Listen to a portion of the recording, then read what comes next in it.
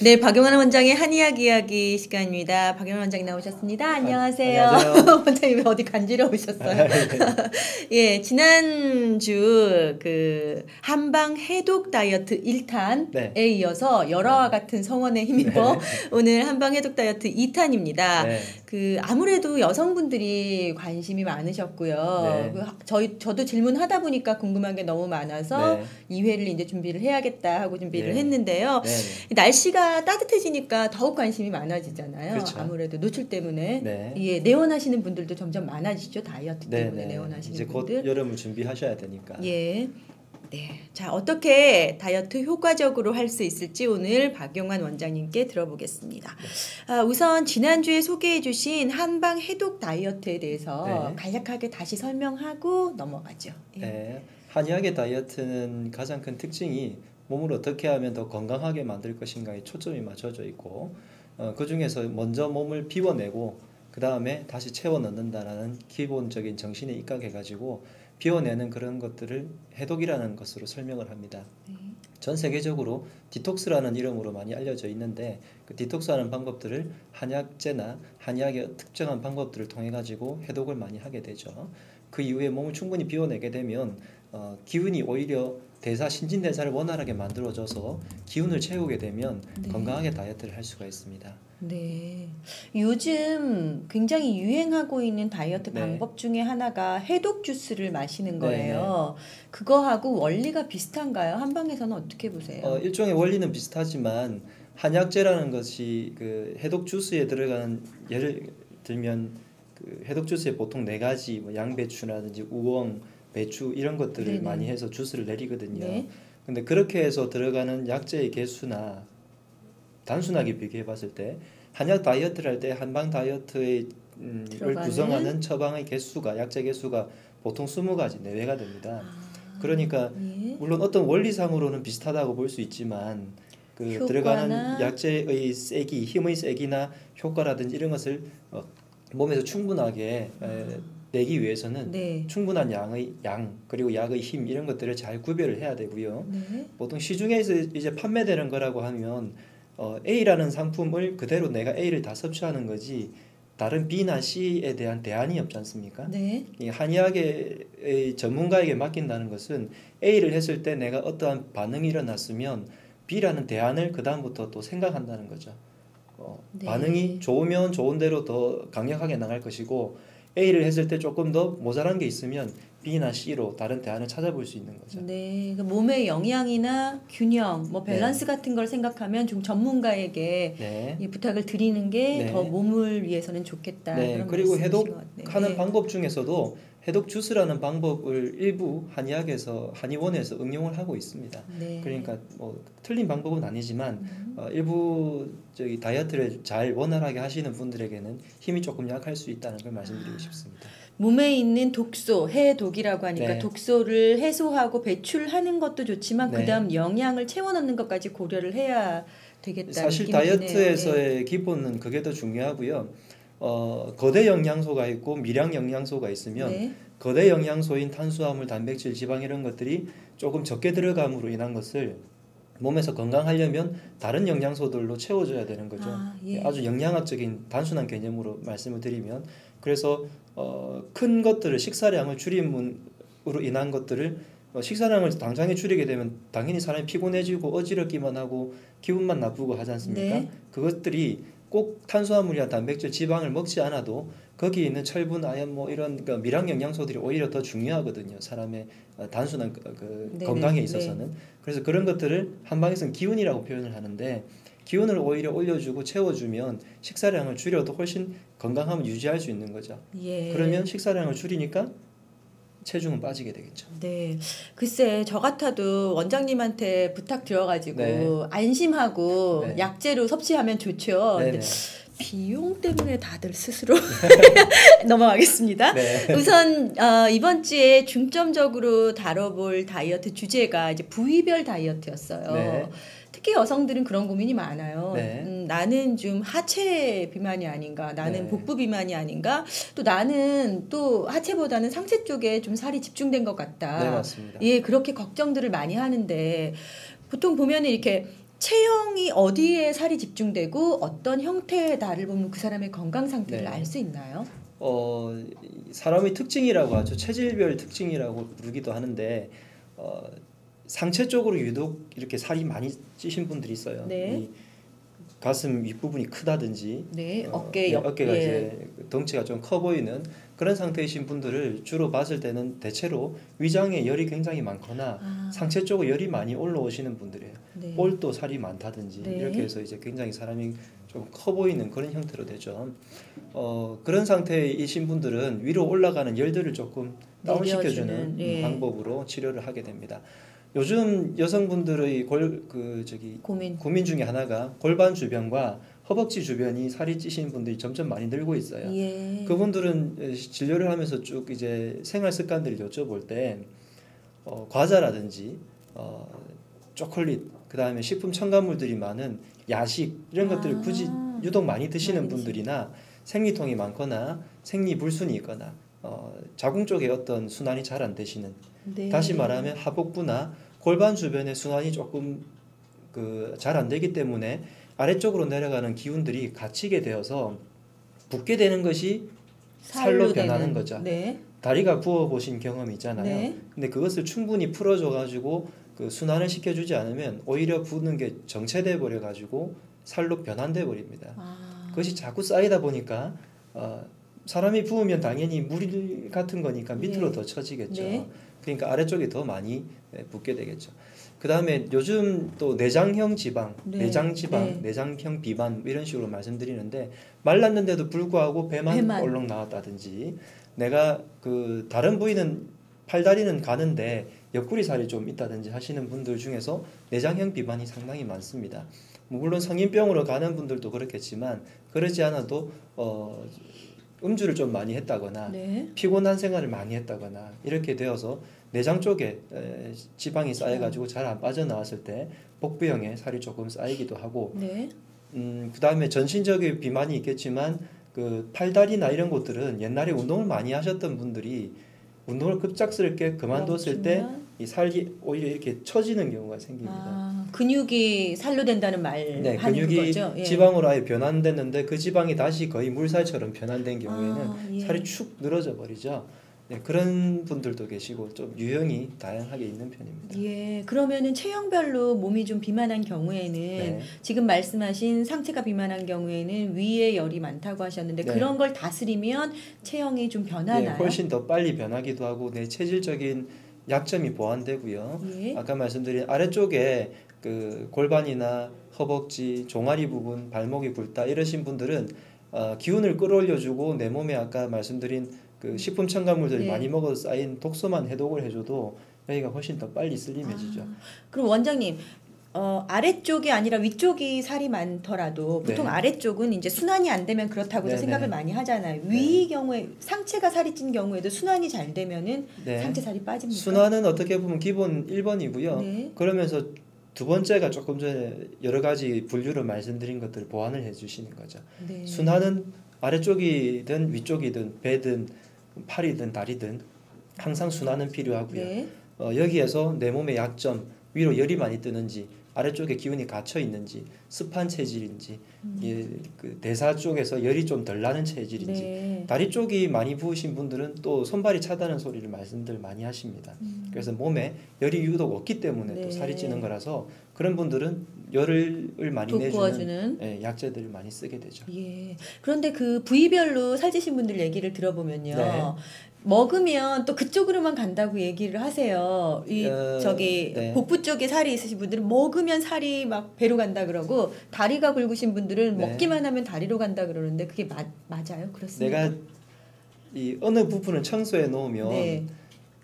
그런 거 있잖아요. 다른 먼지가 쌓였을 때 유독 거기가 더 많아 보이는 거 경험해 보셨나요? 네. 내가 살이 한 군데가 더 많으면 똑같이 살을 쪄도 다른 곳이 훨씬 더 빨리 집중되게 되고 네. 내가 항상 관심을 가지는 부분이 그 부분이었기 때문에 살이 다 전체적으로 찌더라도 그 부분을 워낙 관심을 더 두기 때문에 나타난 또 심리적인 영향도 조금은 있습니다. 예, 자꾸 그쪽이 더 네. 그 쉬운 말로 부해 보이는군요. 네, 그렇죠. 예, 그 출산 후에 급격하게 살찌시는 여성분들도 많아요. 네. 그런 경우에도 특별히 맞춤 다이어트가 있습니까?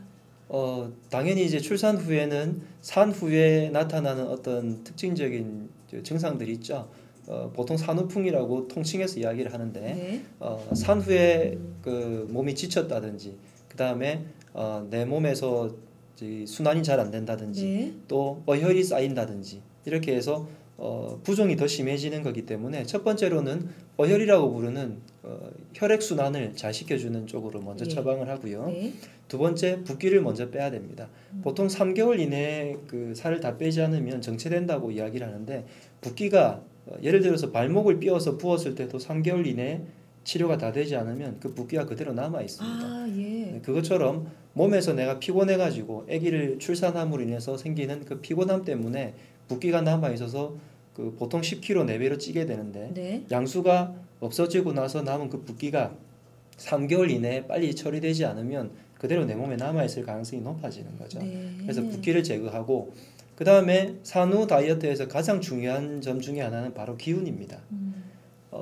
몸에서 기운이 나면 더 많이 운동을 하고 움직이고 하니까 몸이 살도 가벼워지고 빠지겠죠. 예. 예.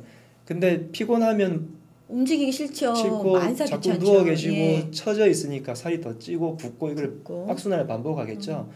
산 후에 몸이 기운이 당연히 없죠. 없겠죠. 예. 그러다 보니까 자꾸 눕게 되고 또 우리나라 전통적인 방법들이 산후에 굉장히 그 안정만을 취하게 되거든요. 움직이지 않고 예, 가만히 너무 있으라고? 그렇게 예. 하다 보니까 사람이 피곤한데 붓게 되는데 눕고만 있고 이것들이 자꾸 반복이 되다 보니까 살이 더 안 빠지거든요.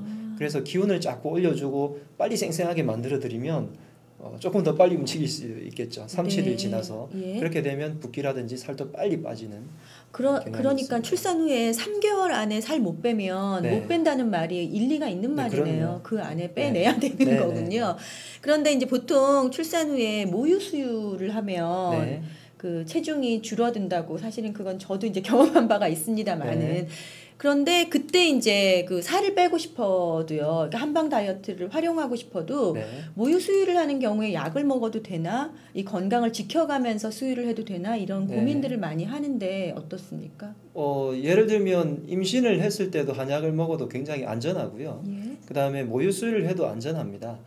그 옛날부터 당연하게 우리나라에서는 그 며느리가 생기면 시아버님이 약재를 줘서 아기를 네. 몸을 만들라고 하고 아기를 가지게 되면 애를 잘 수태할 수 있도록 약을 짓고 네. 그 다음에 입덧이 있으면 입덧 때문에 약을 짓고 그 다음에 그 아기 낳기 전에 순산하라고 약을 짓고 아기를 낳고 나면 회복을 빨리 네. 하라고 약을 짓는데 회복을 빨리 하는 게 다이어트 쪽이라고 보시면 되고요. 네. 그런 것처럼 뭐 제 아내를 포함해서 많은 한의사 분들이 주변 분들은 네. 그 약을 드시는군요. 그럼요. 그 임신했을 기간에. 때도 먹고 모유 수유할 때도 당연히 모유가 더 잘 돌도록 아니면 네. 내가 몸에 모자란 부분이 있겠죠. 그런 부분을 위해서 처치를 다 합니다.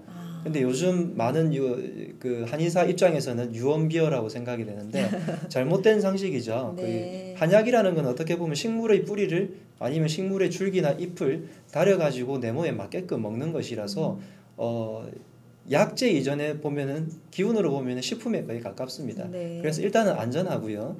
두 번째 다이어트를 함에 있어 가지고도 모유 수유를 할 때는 모유를 수유함으로 인해 가지고 아기에게 영향이 안 가는 쪽으로 다이어트 약들을 씁니다. 지난 시간에 제가 마왕이라는 약재를 잠깐 언급드렸는데 네. 예를 들면 모유 수유할 때는 마왕이라는 약재를 잘 쓰진 않죠. 네. 예, 그런 것처럼 당연히 구분을 해서 쓰고요. 구분해서. 조금 전에 모유 수유를 잠깐 언급을 하셨는데 네. 모유를 수유를 함으로 인해 가지고 아기가 젖꼭지를 많이 빨게 되면 그 빠는 힘이 호르몬 분비라든지 그 다음에 그 사람의 신체 반응을 통해 가지고 자궁의 수축을 더 네. 빨리 시키게 됩니다. 네. 그럼으로 인해 가지고 살이 더 잘 빠지니까 모유 수유는 굉장히 좋은 어떻게 보면 가장 자연스러운 다이어트 방법이죠. 3개월 안에 살을 빼는 것이 좋고 네. 또 그걸 수월하게 하기 위해서 한약을 먹는 것도 전혀 방법이죠. 문제가 없다. 네. 이렇게 원장님 전혀 말씀해 문제가 주셨어요. 없습니다. 네. 자, 그러면 이제 체형별 또 출산 후에 다이어트 간단하게 들어봤는데 어떤 사람들은요. 네. 제가 이 얘기할 때 조금 창피해지는데 좀 전에도 이제 점심 식사를 하면서 저희 네. 이제 직원들이랑 얘기를 했어요. 채식주의자만 있는 게 아니고 육식주의자도 그럼요. 있다. 네, 네. 그 육식을 좋아하는 사람들이 있거든요. 네. 그런 분들은 본인이 살 빼기가 더 어렵다고 생각을 해요. 식습관별로 다이어트도 방법이 다릅니까? 당연히 뭐 영향은 있겠죠. 너무 당연한 얘기고 네. 육식을 좋아하시는 분들이 고기의 질감을 좋아하는지 내가 거기에 있는 양념 맛을 좋아하는지를 한번 곰곰이 생각해 볼 필요는 있습니다. 네. 대부분 우리나라의 육식이라고 하는 것은 그 단순한 삼겹살을 굽는 그 육식 말고도 불고기라든지 양념이 많은 육식이 오히려 굉장히 많이 발달돼 있지 않습니까? 네. 그래서 그 양념 맛으로 먹는 건 아닌지 삼겹살을 먹는다 하더라도 삼겹살 자체의 고기 맛이 아니라 찍어 먹는 된장 뭐 이런 소스의 맛 때문에 예. 먹는 건 아닌지를 생각해 보시고 그 예. 소스들이 굉장히 무섭습니다. 살찌는데 식품 첨가물들이 우리 몸에 들어와서 살이 얼만큼 찌게 많이 만드는지는 한번 고민해 보셔야 될 문제고요. 두 번째, 육식을 하시는 분들의 특징 중에 하나는 유독 양이 많습니다. 육식하시는 분들이 과식 예, 과식이 하는 양이 훨씬 더 많습니다. 그러니까 육식 자체가 문제되기보다는 육식을 하시는 분들이 과식을 예. 확률이 훨씬 더 많거든요. 주위에 채식주의자 분들을 보신 적 있나요? 채식만 먹는 사람도 본 적 있어요. 네, 그 뭐 어떤 극단적으로 채식하는 분들도 계시고 네. 여러 가지 이유에 의해서 채식을 하시는 분들이 요즘 늘어나고 계신데 채식하시는 분들은 대체로 보면은 그렇게 많은 양을 먹는 습관이 조금 안 되어 있어요. 예. 그리고 채식하는 이유 중에 많은 이유가 종교적이든 명상이든 그 환경을 살리든 이런 이유든 조금 그런 이유들 때문에도 식사량을 조금 줄이는 경향들이 있습니다. 네. 너무 많이 이제 배를 채우게 되면 명상에 방해가 되거나 이런 이유가 있거든요. 네. 그러다 보니까 육식하시는 분들이 먹는 양도 늘고 소스도 많이 먹게 되고 그 다음에 육식 자체가 예전처럼 조그만 양을 먹는 게 아니라 1인분이 150g 뭐 이렇게 지금 대체로 150에서 200g 사이가 돼 있는데 네. 인류학적으로 몇천 년 동안 사람들이 이렇게 육식을 한꺼번에 집중적으로 먹을 수 있는 시기가 없었어요. 한 2, 30년밖에 안 되거든요. 예전에는 하루에 뭐 많으면 60g 정도 기준으로 이제 섭취를 했다고 하는데 일주일에 한 번 정도 조금 대량으로 먹었지 평균을 나누면 하루에 60g 정도라고 이야기를 하는데 거기다가 보통 가시면 회식하시면 1인분 드시나요? 본인만 해도 찔리시잖아요. 아니, 이렇게 가슴에 손을 얹고 한번 다시 생각해봐요. 네, 저만 육식을 해도 좋아하시는 분은 고기만 먹었는지 고기 후에 밥도 비벼 먹었는지 잘 생각을 해보셔야 합니다. 저만 해도 육식을 하러 가면 회식을 하러 가거나 하면 보통 한 사람당 2, 3인분 정도 더 시켜 먹거든요. 그 다음에 꼭 식사를 하거나 육식이나 하고 난 다음에는 육식을 집중적으로 먹고 난 다음에 식사들을 먹게 되는데 그때 더 많이 당기게 되죠. 그 당기는 음식들 중에 면 종류가 또 많게 되고 다 자연스럽게 육식을 많이 하게 되면 살이 찔 수밖에 없는 시스템으로 좀 가게 됩니다. 고기 먹고 탄수화물 먹고 이렇게 되는 그래서 거죠. 육식을 하시는 분들께 제안을 드리고 싶은 거는 사람이 채식을 할 수 있는 치아의 비율이 70%고 육식을 할 수 있는 치아의 퍼센트가 한 30% 정도 된다고 해요. 나눴을 때 예를 들면 송곳니 이건 육식을 위한 거지만 어금니 개수가 뒤에 훨씬 더 많지 않습니까? 그래서 육식을 하러 가시면 고기에다가 쌈을 한 70% 아니면 나머지 야채들을 충분히 먹으셔서 꼭꼭 씹으시고 그래서 조금 과식 또 특히나 누가 산다고 해서 더 많이 시키지 마시고 적당하게 먹는 거를 유지하시면 좋겠다는 생각이 듭니다. 네, 그러니까 치아의 비율하고 그 섭취하는 음식의 비율하고 맞추면 그냥 편하겠네요. 채식을 한 70% 정도 하고 육식을 한 30% 정도 한다. 맞습니다. 이렇게 비율을 맞추면 되겠네요. 그 원장님 보내주신 자료 보니까요. 저는 이제 우선 해독 다이어트 해서 그 만들어 주시는 한약을 먹는 걸로 생각을 했거든요. 네, 물론 그건 아주 기본적인 거고요. 네네. 그 이외에 여러 가지 병행되는 방법이 있더라고요. 화면 좀 볼까요? 요즘은 부분 다이어트라고 해서 그런 것들이 굉장히 대세거든요. 어떤 게 지금 누워 계시는 환자분만 보이는데요. 이 장면은 이제 순환을 시키기 위해서 아로마라든지 내 몸의 온열 자극을 통해 가지고 손발, 배 이런 것들이 자극이 잘 되면 네. 우리가 왜 손발 차면은 순환이 안 된다는 걸 경험적으로 알고 있지 않습니까? 아, 지금 보니까 장갑하고 복부에 이제 패드 같은 거 올려져 저게 이제 있고 온열 발도 이제 버선 같은 거 네네. 했는데 저 따뜻하게 하는 거군요. 예, 속에는 이제 순환이 잘 되게 하는 아로마를 네. 묻힌 다음에 저렇게 해서 순환을 잘 시켜주면 손끝 발끝에 모세혈관까지 네. 혈액이 잘 돌게 되겠죠. 네. 그리고 옆에 잠깐 보이시는 골반에 맞춰 놓은 네. 저런 것들이 골반 쪽에 네. 균형을 잡아주는 것이기 때문에 지금 까맣게 보이는 거 말씀하시는 네네. 거예요? 아. 저렇게 되게 되면 예. 골반 순환도 잘 되게 되어서 체형이 조금 바르게 맞춰지는 경향이 있습니다. 예. 다음에 요즘은 이제 한의원에서 네. 산삼이나 여러 가지 한약재들을 통해 가지고 이런 식으로 약침 제제를 만들어서 주사처럼 예. 약침 주입기를 통해 가지고 각 부분에다가 혈자리에다가 이제 주사를 진짜 하는 방법이 산삼이에요? 있습니다. 네, 이거는 완전히? 이제 산삼을 가지고 예. 산삼의 특정 성분 중에서 산삼이나 인삼이 왜 열을 내지 않습니까? 네. 그래서 그런 성분 중에서 다이어트에 도움이 되는 성분을 따로 추출을 해서 부분 비만 쪽에다가 약침을 주사를 하게 되면 주사처럼 하게 되면 부위별로 그 부분에 순환이 훨씬 더 잘 돼가지고 잘 빠지게 그렇군요. 되고요. 이거는 침인가요? 침을 맞으시는 분들께서 많이 경험해 보셨을 수도 있는데 침을 저렇게 지방 부위에다가 네. 넣은 다음에 네. 저 부분에 전침을 걸게 되면 특정한 주파수를 통해 가지고 예. 살을 막 이렇게 태워 나가는 거죠. 전기침이군요. 네, 전기침이죠. 네. 예. 그 다음에는 여러 가지 한의원에서도 기계들이 많습니다. 네. 고주파라든지 지금 보시는 특수한 리포던 같은 특수 초음파들을 이용해 가지고 지방들을 태워 나가게 됩니다. 아, 그렇군요. 라인이나 부분적인 다이어트 할 때 아주 기본적인 컨셉은 이겁니다. 어떻게 하면 그 부분을 많이 괴롭히느냐. 네. 괴롭혀서 열을 네. 많이 내서 대사를 많이 시켜서 네. 지방을 깨부순 것을 어떻게 배출을 잘 시키느냐. 이 문제들로 집중이 돼 있고요. 예. 내가 전체적인 다이어트는 해독을 통해 가지고 체중을 줄인다든지 할 수 있지만 한 부분은 전체적인 다이어트를 통해서는 조금 힘드는 경향이 있어서 각 부분의 국소 부위에다가 시술하는 방법들을 쓰게 됩니다. 아까 그 침 맞은 환자분 복부를 네. 보니까 한두 개 꽂힌 게 아니던데 아프지 않습니까? 조금은 따끔거리긴 하지만 네. 고통스러운 아픈 건 없고요.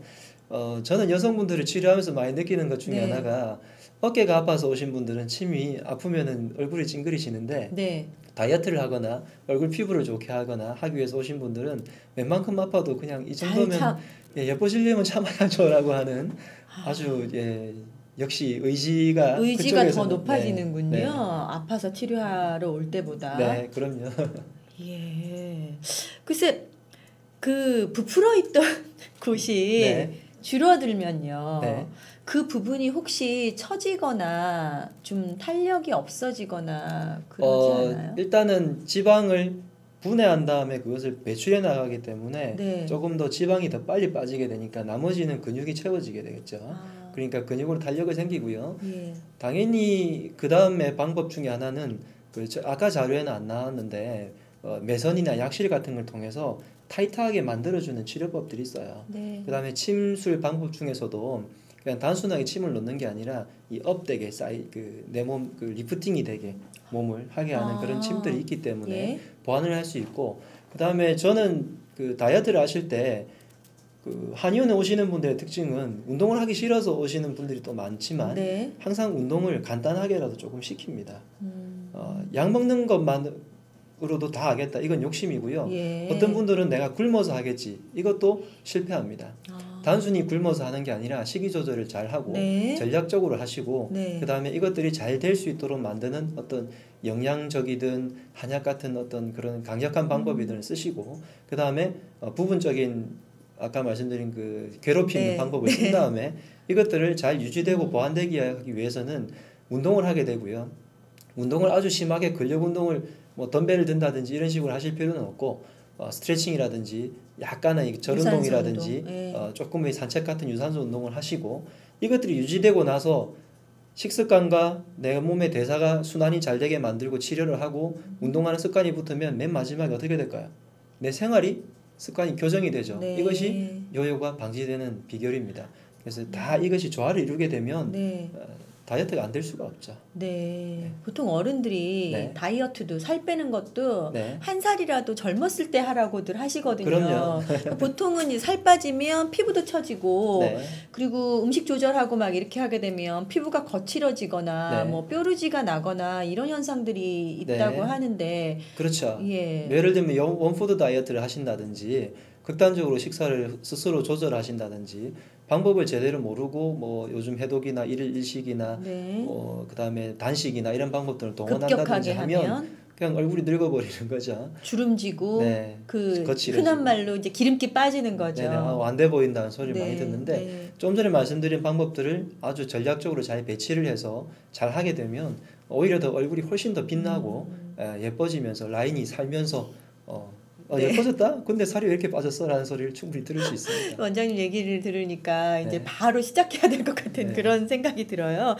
근데 보통 이제 무슨 다이어트를 하든지 네. 병원에 가서 이제 원장님 시키는 대로 해도 좀 전에 말씀하신 것처럼 운동도 같이 해야 하고 네. 근데 절대 빠지지 않는 게 식사 조절해야 하잖아요. 네, 이전처럼 그럼요. 그렇게 많이 먹고는 아무리 좋은 시술을 해도 안 되는 거잖아요. 이제 식사량을 줄여야 다이어트가 되는 거지. 네. 식사량을 안 줄이고 다이어트를 한다는 건 말이 안 되는 거고 식사량을 줄인 상태에서 이 식사량 줄인 것을 어떻게 생활에 불편함이 없게 만드느냐가 나머지 것들의 핵심입니다. 네, 그다음에 얼마나 줄여야 되나요?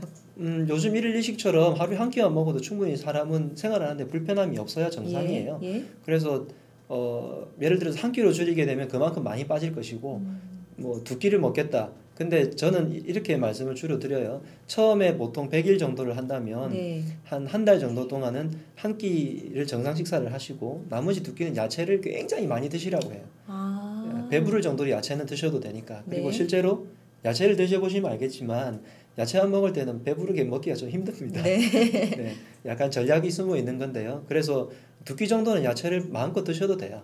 그리고 나서 나중에 식사량을 조금 늘리시면서 네. 나중에 요요가를 방지할 수 있도록 생활 습관을 고치게 만드는 거죠. 네. 지난번에도 100일 이야기를 네, 네. 잠깐 하셨는데 그래도 단기에 하는 거, 장기에 하는 거 이렇게 구분해서 이제 하시죠. 네, 뭐 30일 단위 혹은 네. 50일이나 100일 단위로 이렇게 구분을 해서 작전을 짜죠. 네. 모델 같으신 분들은 다음 달에 뭐 촬영이 있다든지 뭐 다음 달에 돌잔치를 간다든지 네. 웨딩 결혼 때문에 문제가 네. 있다든지 면접을 본다든지 하시는 분들은 굉장히 단기적으로 단기간. 집중해야 되거든요. 네. 그때는 그때 나름대로의 작전이 있고 또 여름을 위한다든지 아니면 건강 상태 때문이라든지 하시는 분들은 그게 맞춰가지고 또 다른 전략을 세워야죠. 네. 보통 몇 단계로?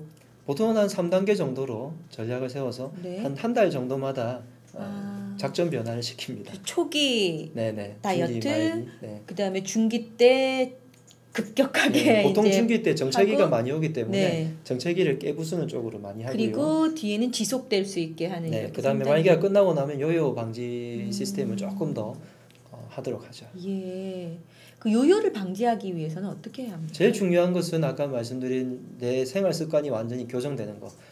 이만큼 먹던 위장 용량이 네. 이만큼 먹어도 뇌에서 만족감을 느낄 수 있도록 만드는 거. 그 다음에 운동을 아주 심하게는 하지 않더라도 꾸준하게 일주일에 2-3번이라도 아니면 매일 조금씩이라도 할 수 있는 습관을 만드는 거. 그 다음에 네. 신진대사를 높여서 내가 원래 질병이 있거나 몸에서 대사가 잘 안 되고 손발이 차던 것을 조금 고치게 되면 그것으로 인해 가지고 몸이 좋아져서 유지되는 거. 그런 것들이 요요 방지 당연한 핵심이고요. 그거 이외에 약으로 조금 도움을 받을 수 있는 것은 약간씩 도움을 받을 수는 있습니다. 네. 얼마나 그 네. 줄어든 체중을 유지하면 이제 성공했다고 보세요? 보통은 처음 목표는 10%를 잡습니다. 예. 내 몸무게가 60kg이라면 100일 뒤에 6kg 정도를 감량하는 것을 목표로 잡는데 네. 대부분 환자분들을 면담을 하고 실제로 해보면은 더 많이 빼길 원하시고 훨씬 더 많이 빼기도 원하고 실제로 또 독해하셔가지고 훨씬 더 많이 보통 뭐 10kg 이상씩 감량도 잘 하시고 예. 뭐 심지어 한 2-3kg이신 분들이 살 빼러 오는 게 이해가 되시나요? 48kg를 만들기 위해서 오시는데 네. 참 대단하다는 생각이 들긴 하지만 어쨌든 네. 목표를 잘 도달하시는 거 보면 원하는 네. 목표까지 도달한 다음에 어느 정도 지속이 되면 이제 네.